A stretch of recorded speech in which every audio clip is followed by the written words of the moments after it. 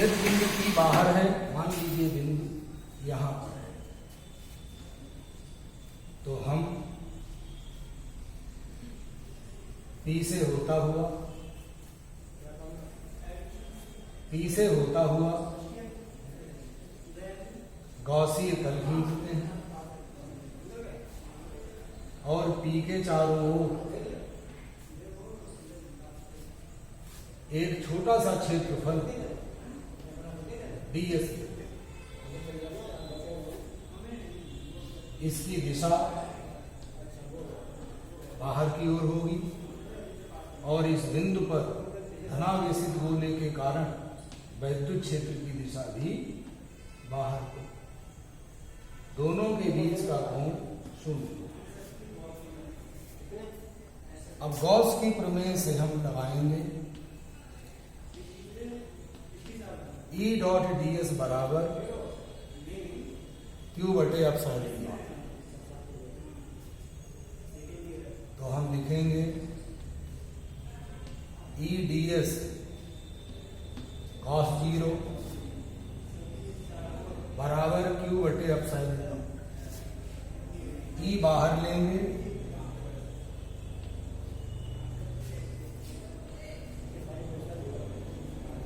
अब E और ये हो गया 4 पाई r स्क्वायर गॉसीय तल का क्षेत्रफल, तो ये रिजल्ट आ गया। इसलिए E बराबर 1/4 पाई एप्सिलॉन 0 Q बटे r, ये फार्मूला है। अब दूसरा केस आता है, यदि बिंदु पृष्ठ पर है, तो इससे पूर्व भी हमने बताया कि स्मॉल r का मान r होगा, इसलिए सूत्र आएगा 1/4 पाई एप्सिलॉन 0 Q बटे r square. Small r equal to r लगा देंगे, ये फार्मूला आएगा। ये दोनों परिणाम ठीक वैसे ही आए हैं जैसे खोखले चालक गोले के कारण आए थे। अब इसके बाद अंतर पैदा होता है। खोखले गोलीय चालक में हमने तुम्हें बताया था कि अंदर कोई वैद्युत क्षेत्र नहीं होता है। खोखले गोलीय चालक में पूरा आवेश पृष्ठ पर रहता है, तो उसके अंदर वैद्युत क्षेत्र 0 होता है। जो मान खोखले गोलीय चालक में वैद्युत क्षेत्र का गोले के बाहर आया, वही यहां आया। जो वहां गोले के पृष्ठ पर आया, वो यहां भी आया। और अब इसमें अंतर है। जब हम बात करेंगे यदि बिंदु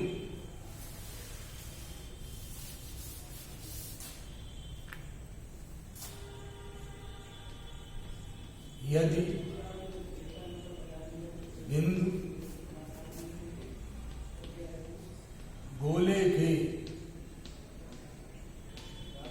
अंदर है, यदि बिंदु गोले के अंदर है, मान लीजिए ये बिंदु है, तो यहां से हम गॉसीय तल खींचेंगे। अब 4/3 पाई r क्यूब आयतन में आवेश बराबर एकांक आयतन में आवेश Q बटे 4/3 पाई r क्यूब। इसलिए 4/3 पाई r क्यूब आयतन में आवेश Q डैश बराबर Q/4/3 pi r cube into 4/3 pi r cube. तो ये आवेश हो गया Q r cube upon r cube. ये आवेश का मान है जो गॉसीय तल खींचा है उसके अंदर। अब गॉस की प्रमेय से ई डॉट डी एस बराबर क्यू डैश बटे एप्सिलॉन। यहां पर भी ई और डी एस के बीच का कोण 0 होगा, इसलिए ई डी एस कॉस 0 बराबर क्यू डैश बटे epsilon.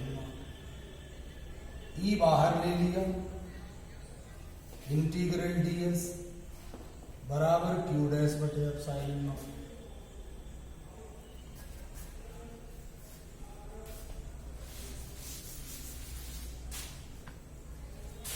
E equal to E into integral D S हो गया 4 pi R square equal to Q dash upon epsilon not. तो E इक्वल टू हो गया 1/4 pi epsilon not Q dash upon R square. अब Q dash का मान लगाएं 1/4 pi epsilon 0 और क्यू डैश का मान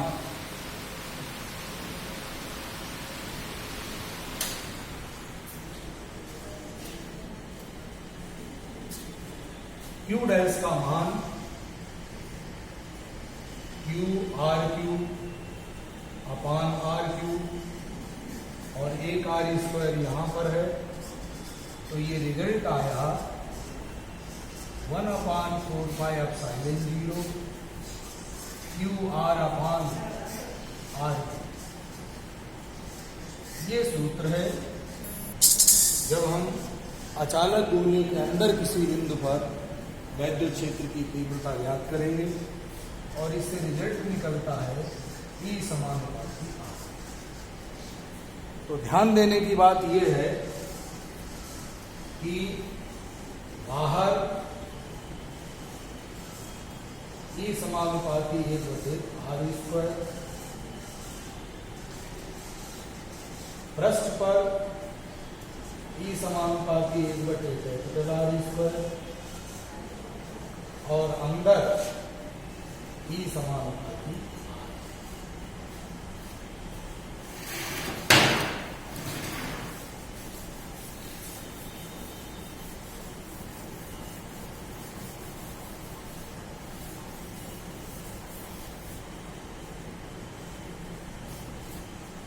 ग्राफीय निरूपण।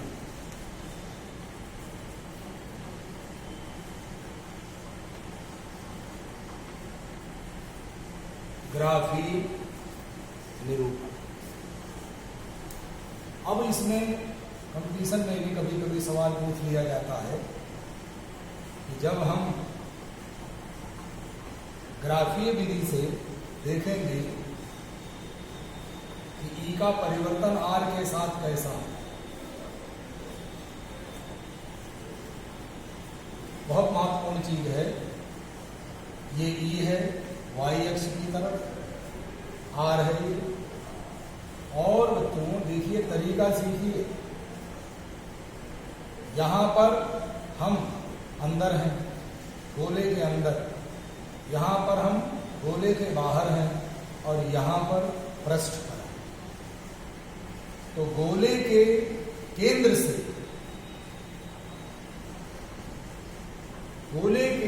से पृष्ठ तक जब हम अंदर हैं तो अंदर ई समानुपाती आर, और जहां समानुपात का चिन्ह होता है वहां ग्राफ सरल रेखा आता है सीधे।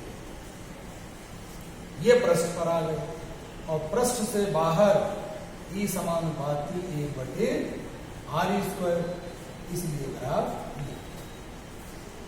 इसी प्रकार से केंद्र से लेकर के पृष्ठ तक ई समानुपाती आर सरल रेखा और इसके बाद ये महत्वपूर्ण, ये पूछा जाता है।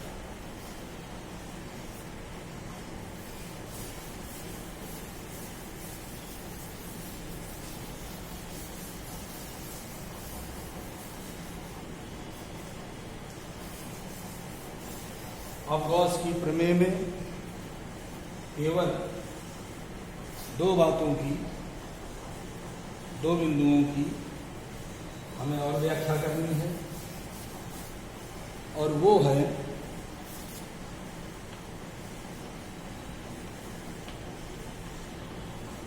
दो चादरों के कारण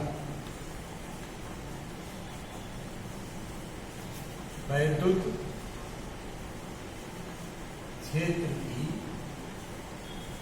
तीव्रता।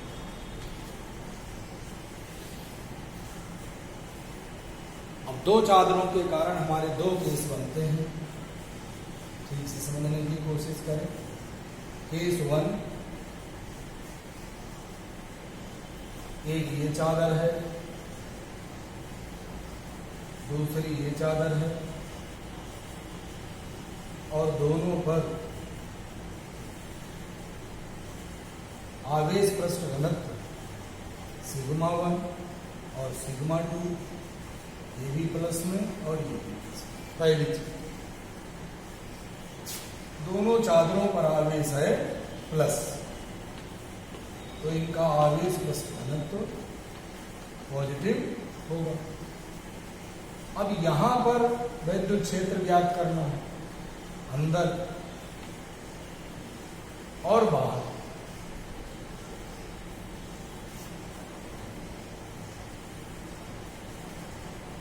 तो यहां पर हम काल्पनिक आवेश प्लस रखेंगे। पहली चादर के कारण हम चलो नाम रख लेते हैं P1 P2। तो P1 के कारण ये प्लस इधर को जाएगा, ये वैद्युत क्षेत्र की तीव्रता, ये है दिशा ज्ञात करने का तरीका E1। और इस चादर के कारण ये इधर को आएगा बाईं तरफ को, तो ये E। तो अंदर बिंदु पर हम कहेंगे I पर हम कहेंगे E बराबर E1 माइनस E, यानी sigma 1 upon epsilon not minus sigma 2 upon epsilon not. एक चादर के कारण ये होता है, एक चादर के कारण ये दूसरी चादर के कारण, और क्योंकि विपरीत दिशा में है इसलिए माइनस हो गया। अब अगर हम बाहर बिंदु पर बात करें, O पर, अब यहां पर P1 चादर के कारण यहां पर भी हम काल्पनिक आवेश प्लस रख देते हैं। तो P1 के कारण वैद्युत क्षेत्र की तीव्रता दाईं ओर को, और P2 के कारण भी दाईं ओर को, इसलिए E बराबर E1 प्लस E2, और हम लिखेंगे सिग्मा 1 बटे एप्सिलॉन नॉट प्लस सिग्मा 2 बटे एप्सिलॉन नॉट।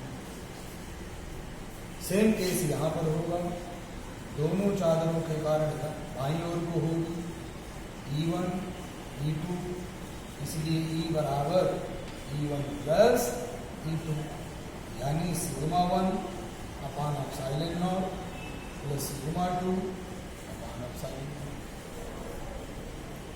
केस 2 है जब हमारी दोनों चादरों का आवेश पृष्ठ घनत्व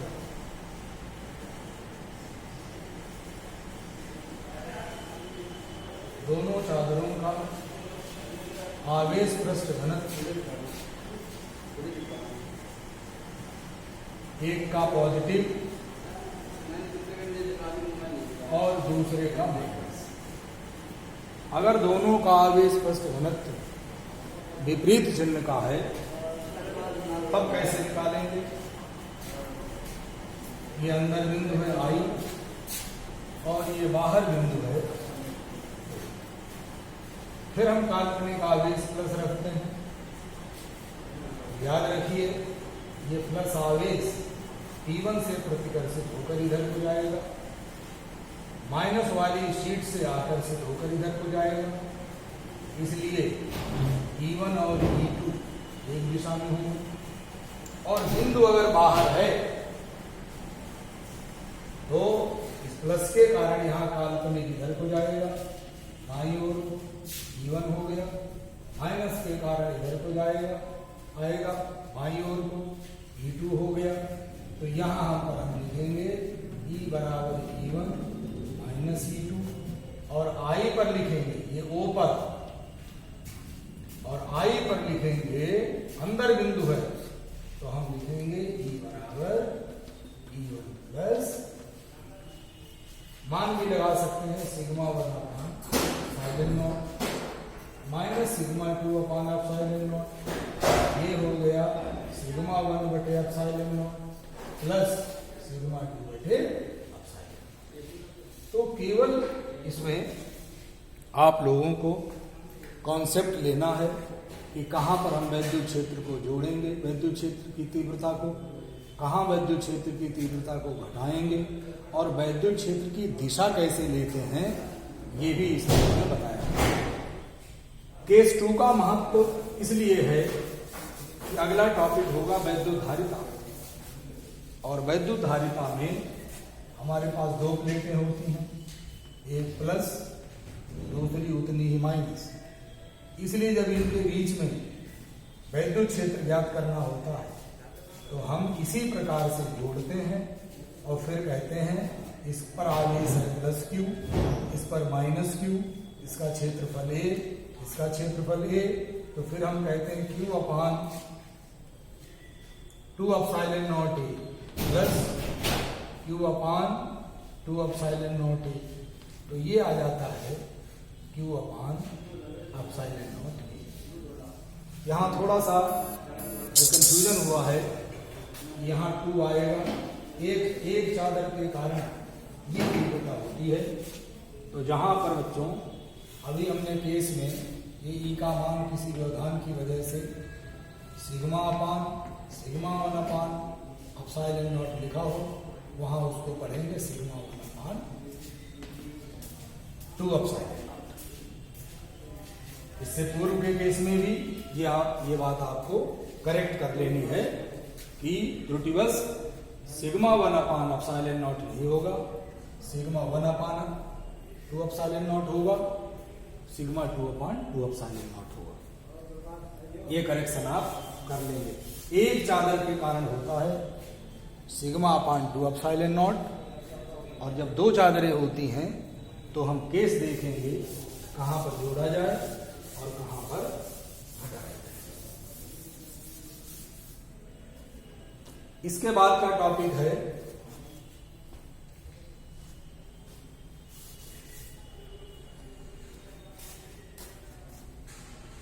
अंतिम टॉपिक है आवेशित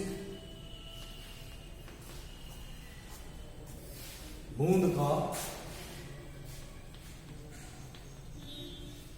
वैद्युत क्षेत्र में संतुलन। आवेशित बूंद का वैद्युत क्षेत्र में संतुलन बहुत महत्वपूर्ण टॉपिक है। मान लीजिए बूंद है और इस पर आवेश है प्लस क्यू, और बूंद का द्रव्यमान है m। अब बूंद का भार नीचे को लगेगा, हमेशा लगता है, चाहे बूंद माइनस क्यू आवेश की हो चाहे प्लस आवेश की, भार लगता है नीचे की ओर। और हम बात करते हैं संतुलन की, और वैद्युत क्षेत्र में लटकाई गई है तो भार के कारण बूंद नीचे गिरेगी और हमें इसे संतुलित रखना है। तो तुम्हें समझना चाहिए वैद्युत क्षेत्र में जब आवेशित बूंद को रखेंगे तो उस पर वैद्युत बल लगता है Fe। संतुलन की शर्त क्या है कि अगर परिणामी भार शून्य होना चाहिए, परिणामी बल शून्य होना चाहिए। इसका मतलब क्या हुआ, जितना भार नीचे को है उतना ही बल ऊपर को लग जाए। तो यहां पर संतुलन के लिए बड़ी सिंपल सी बात है, Fe बराबर है, और Fe होता है QE बराबर mg, और E बराबर आ गया हमारा mg अपान Q। तो जब किसी बूंद को हम वैद्युत क्षेत्र में लटकाएंगे तो उस पर दो बल कार्य करेंगे, भार नीचे को, और एक वैद्युत बल कार्य करेगा जिसकी दिशा ऊपर को होनी चाहिए, तभी संतुलित रहेगी। जितना भार नीचे को हो उतना ही वैद्युत बल ऊपर की ओर होना चाहिए, और संतुलन के लिए वैद्युत बल ऊपर की ओर वैद्युत बल बराबर नीचे की ओर भार, तो परिणामी बल शून्य हो जाएगा और बूंद लटकी रहेगी। तो संतुलन की शर्त मैंने बताई, यहां पर भी वही केस होगा, वैद्युत बल ऊपर को, भार नीचे की ओर, और संतुलन की ये शर्त आ गई Fe equal to m g, QE equal to m g. Fe q आवेश को जब ई वैद्युत क्षेत्र में लटकाते हैं तो उस पर बल लगता है QE। तुम्हें समझना चाहिए बल के दो ही सूत्र मुख्य रूप से इसमें आते हैं।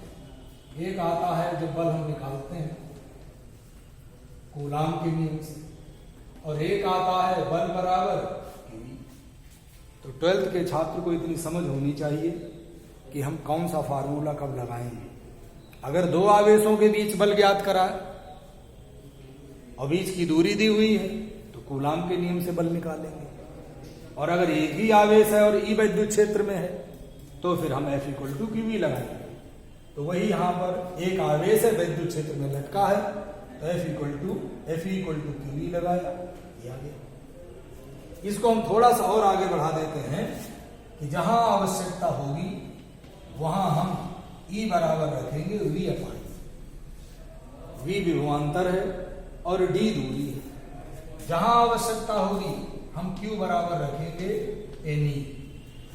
N क्या है? इलेक्ट्रॉनों की संख्या। और जहां कहीं आवश्यकता होगी वहां पर हम द्रव्यमान का मान लगाएंगे 4/3 πr³ रो। रो डेंसिटी है, द्रव्यमान होता है आयतन गुणा घनत्व। तो गोलाकार बूंद है तो उसका आयतन 4/3 πr³ इंटू रो। अब कई बार तो आवेश बूंद पर दिया जाता है, कोई समस्या नहीं, यहां आवेश लगा लेंगे।